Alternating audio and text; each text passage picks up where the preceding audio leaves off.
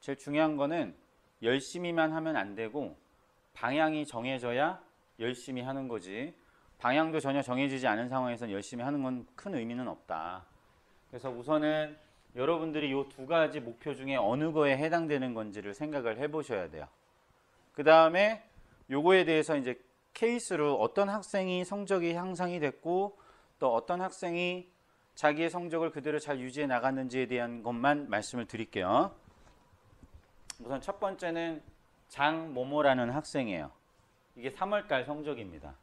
3월달 성적. 여기서의 7은 국어 성적이고 8은 수학 성적이고 세 번째 게 영어예요. 지금 노란색으로 한 게 영어고 뒤에 8, 7은 이제 탐구가 되겠죠. 탐구. 이걸로 어디 갈 수 있을까? 아무 데도 못 가요. 갈 곳이 없다. 갈 곳은 아무 데도 없어요. 근데 이제 이 학생에 대한 배경을 설명하면 이 학원 학생은 아니고 제가 재수학원을 나가면서 제가 담임으로 있었던 학생이에요. 8이면은 무슨 의미냐면 아무것도 모른다라고 보시면 돼요. 뭐 어느 정도 수준이었냐면 알파벳이 나열되어 있는 단어를 읽을 줄 몰라요. 그럼 읽을 줄 모르면 들릴까 안 들릴까? 당연히 안 들리겠죠. 이런 학생. 수준은 이런 학생이에요. 영어만 얘기할게요. 영어만. 그 다음에 3개월이 지난 6월 모의평가에서도 7등급을 받았어요. 9월까지 5등급이고요.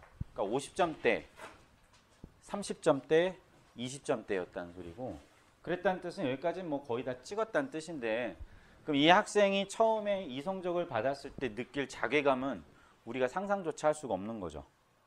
그렇죠? 2개월 공부하고 8등급이 나왔는데 우리 같으면 2, 3개월 공부하고 성적이 안 나오면 어떠겠니?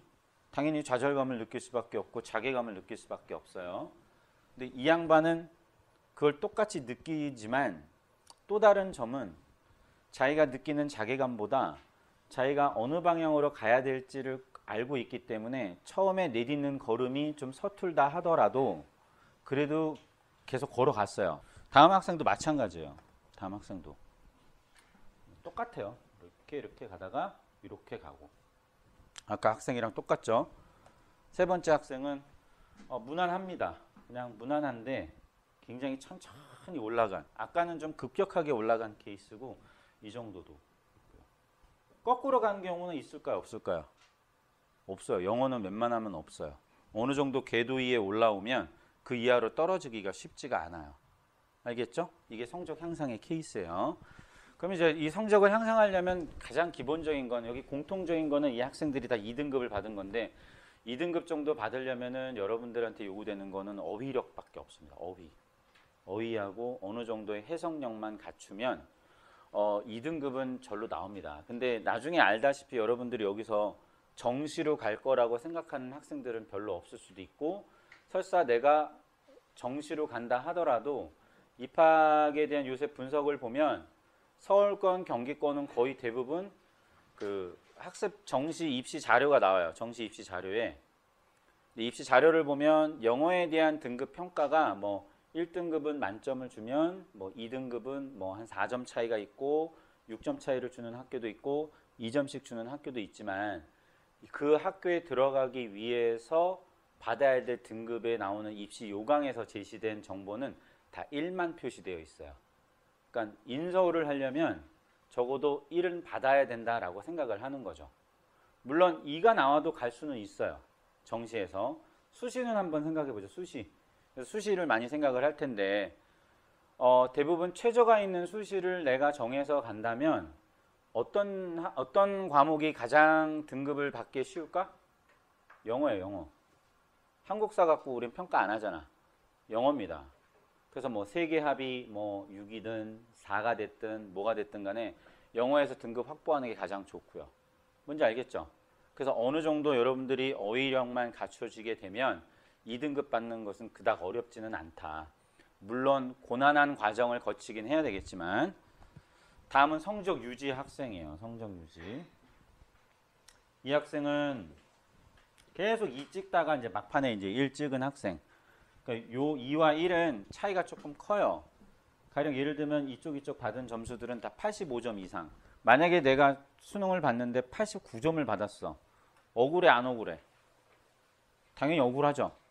억울하단 말이야. 한 문제만 더 맞췄어도 내가 실수 하나만 줄였어도 1등급은 나오는 건데 이 학생들 성적 유지라는 거는 솔직히 향상보다는 쉬울 것 같지만 그렇게 쉽진 않아요. 다른 과목과의 균형도 맞춰줘야 되는 것이기 때문에 이렇게 됩니다. 이렇게. 이 학생은 이따가 이제 만날 학생이에요. 이따가 만날 학생. 이 학생이 이제 서울대 이번에 합격한 학생이에요. 이 학생이 그냥 꾸준하게 뭐 이 학생도 마찬가지로 뭐 향상 같기도 하고 유지 같기도 한데 어찌됐든 자기 본인의 목적은 1인데 이 학생 같은 경우에는 좀 약간 실수를 좀 많이 하는 케이스들 하지만 실력은 괜찮은 학생들이라는 거죠. 그래서 여러분들한테 주어지는 거는 내가 성적을 유지할 거냐 향상시킬 것이냐 그 두 가지 중에서 한 가지를 선택을 하고 선택한 다음에 그것은 또 목표는 변경할 수도 있어요. 그건 여러분들이 어떻게 전략을 짜서 하느냐에 따라 달라지는 거니까. 이 학생도 아까 막 원장님이 소리 지른 학생이에요. 이 학생 뭐 계속 1등급이고. 그러니까 어떻게 했느냐라는 거는 여러 가지 말로 이렇게 전달받고 뭐 소문으로도 듣고 해봤지만 실상 몸으로 하기에는 쉽지는 않습니다. 강의는 이렇게 두 가지로 원래는 3개가 필요해요. 영어 실력을 향상시키기 위해서는 이 3개가 필요합니다. 첫 번째는 당연히 어휘 구문이 필요한데 어휘 구문을 강의로서 하기는 쉽지가 않죠. 그리고 여러분들이 여기서 뭐 이저 학원을 꾸준히 다니는 학생이든 또는 타 학원에서 다니다가 여기로 온 학생이든 어떤 학생이든 간에 이것이 가장 기본이라는 거는 여러분들은 다 알 거예요. 요거는 해석을 위한 기본이죠. 해석. 그 다음에 이제 우리가 주안점을 두는 거는 요겁니다. 요거. 아직 초창기니까 시즌 1이에요. 시즌 1. 문장과 문장의 연결성. 보통 요런 거는 보통 일반적으로는 많이 학교에서도 생략을 하고 바로 여기에서 여기로 이렇게 건너뛰는 경우가 있는데 왜 건너뛰냐면 해석이 되면 당연히 문제를 풀 수 있을 거라고 생각을 했거든요. 저도. 근데 그게 아니더라라는 거예요. 그게 아닌 거를 어떻게 알게 되냐면 학생들이 자주 하는 질문들이 있어요. 지문을 읽긴 읽었고 해석은 했는데 해석집도 봤는데 무슨 내용인지 모르겠어요 라고 하는 학생들이 되게 많단 말이에요. 그 경우는 요 2번이 생략이 된 거죠. 그래서 우선은 여기까지를 우리는 뭐라고 하냐면 해석이라 하고 여기서부터는 요거를 우리는 독해라고 합니다. 독해. 그리고 요거는 그냥 문제를 푸는 거예요. 최종적으로 답으로 가는 것은 요거를 봐야 되긴 하지만 요게 선행이 안 되면 요거는 아무것도 풀 수가 없겠죠. 마찬가지로 독해가 안 된다는 거는 해석이 안 된다는 거와 뭐 어느 정도 일맥상통할 수 있지만 해석이 됐다고 해서 반드시 독해가 되는 건 아니에요. 그럼 독해가 뭐냐면 읽고 뭐 하는 거죠? 이해하는 거예요. 읽고 이해하는 거. 요거는 그냥 읽는 거죠. 읽고 의미만 전달을 받는 거죠.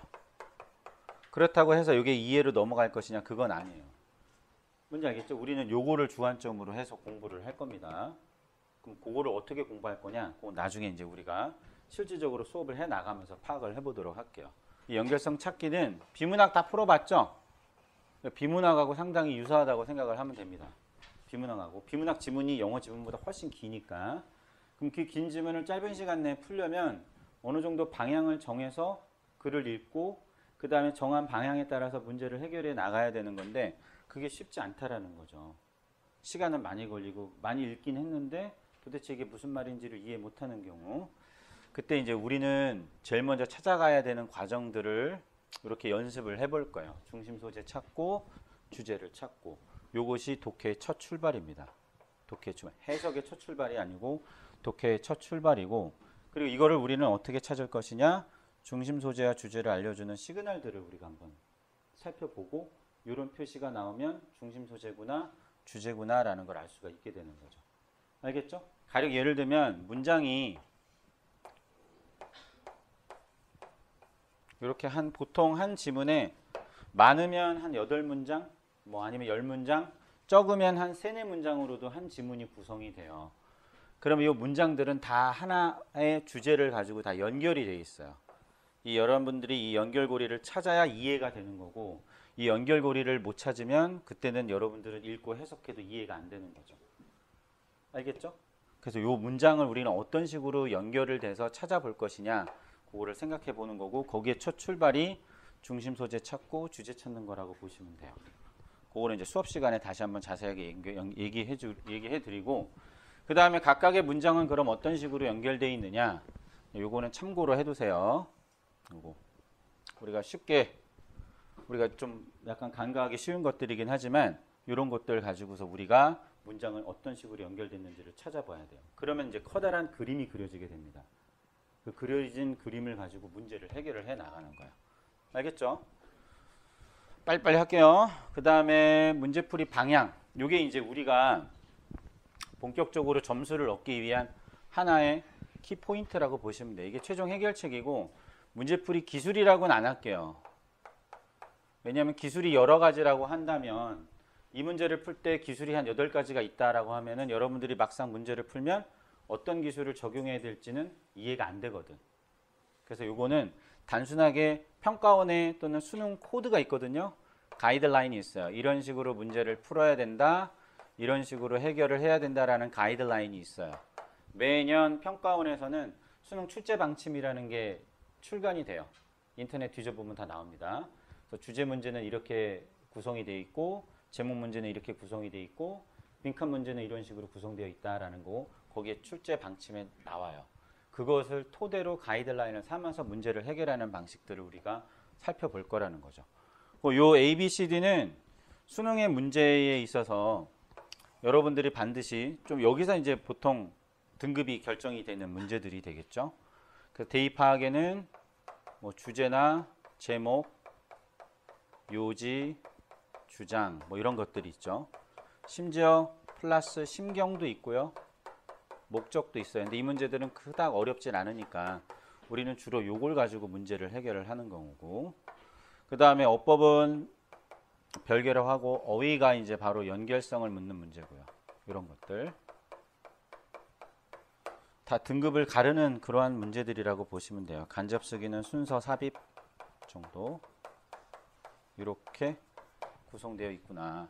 그러니까 이것들은 다 코드가 다 있어요. 풀어가는 방식들이, 풀어가는 방향들이 다 있기 때문에 그거만 여러분들이 가르쳐 주는 대로, 지시해 주는 대로만 따라 한다면 이 문제 푸는 거는 어느 정도의 연습 기간을 걸치면 그렇게 어렵지는 않은 지문들이에요.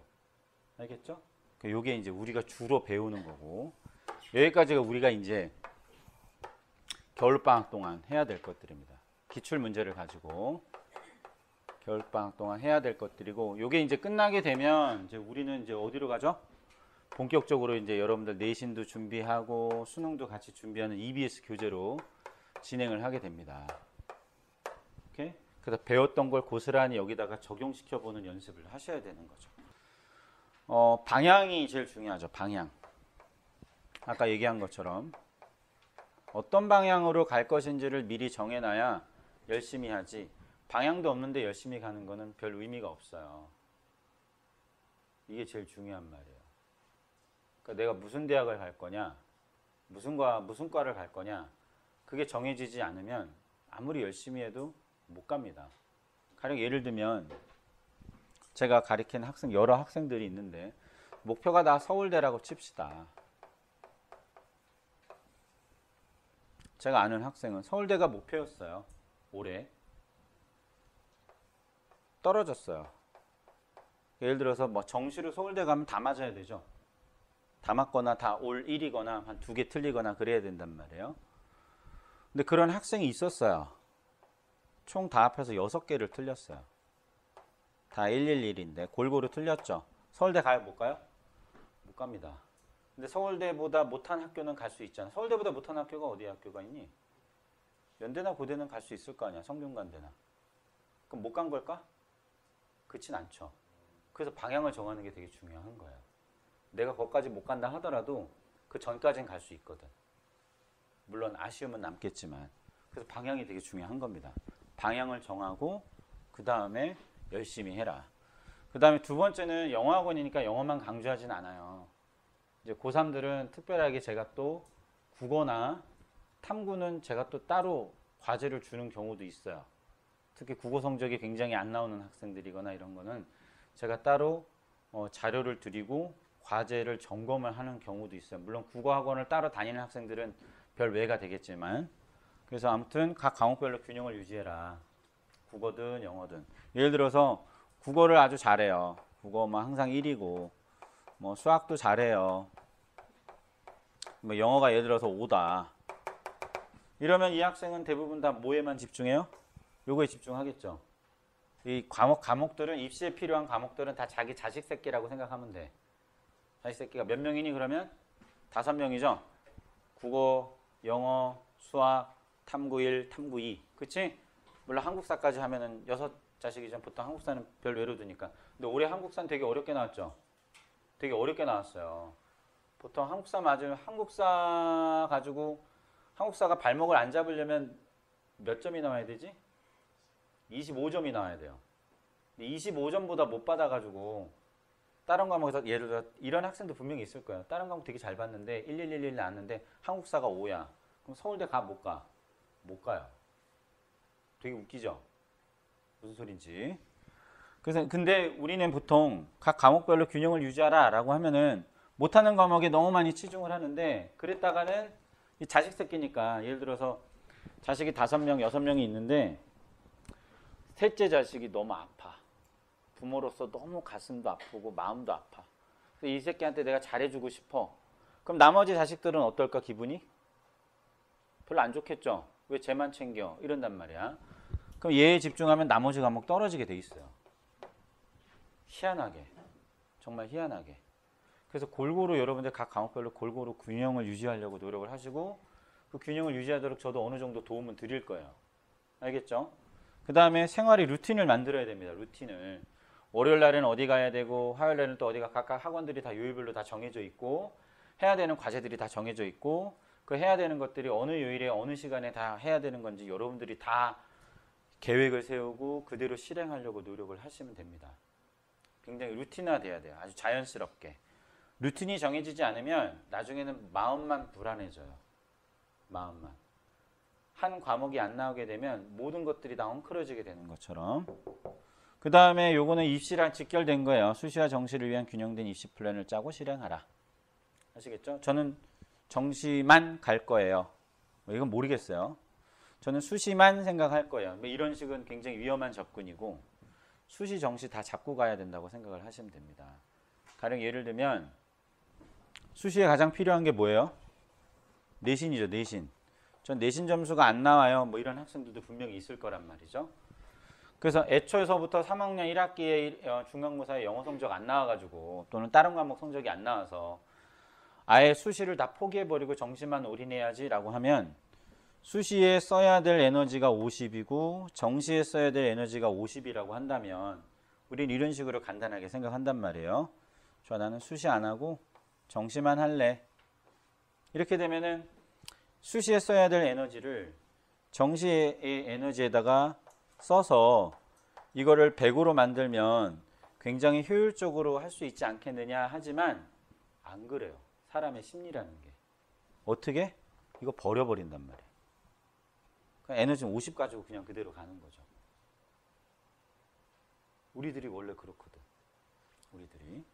그래서 그렇게 하지 말고 수시를 쓰는 그 순간까지, 그 보통 9월 달에 다 입학 원서, 수시 원서 다 쓰니까 그때까지 수시와 정시는 골고루 내가 그대로 유지하겠다. 그 다음에 내신 공부 열심히 하셔라. 여러분들이 이제 고등학교 3학년 올라가면 3학년 1학기 때 받아야 되는 영어 교재가 뭐니? 수능 특강이죠. 그냥 EBS 교재가 교과서가 되는 거예요. 물론 따로 교과서를 시험 범위로 내는 학교들도 있지만 EBS 교재가 결국은 내신 교재가 되는 거죠. 근데 또 EBS 교재는 무슨 교재도 돼요? 수능 교재도 되는 거죠.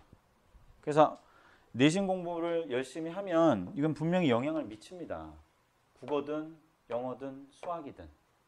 그래서 여기서 뭐 수학 학교에서 선생님들이 어떻든 간에 수업을 잘 들으세요.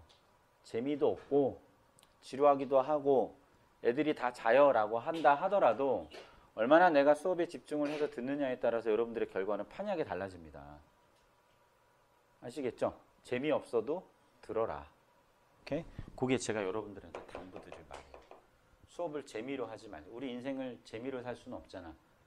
물론 인생이 재밌으면 좋겠지만 결과가 재미없으면 인생 자체가 재미가 없어요. 결과가 재밌기 위해서 우리가 이 아픈 과정을 겪는 거니까 그렇게 생각을 해두시면 좋을 것 같아요.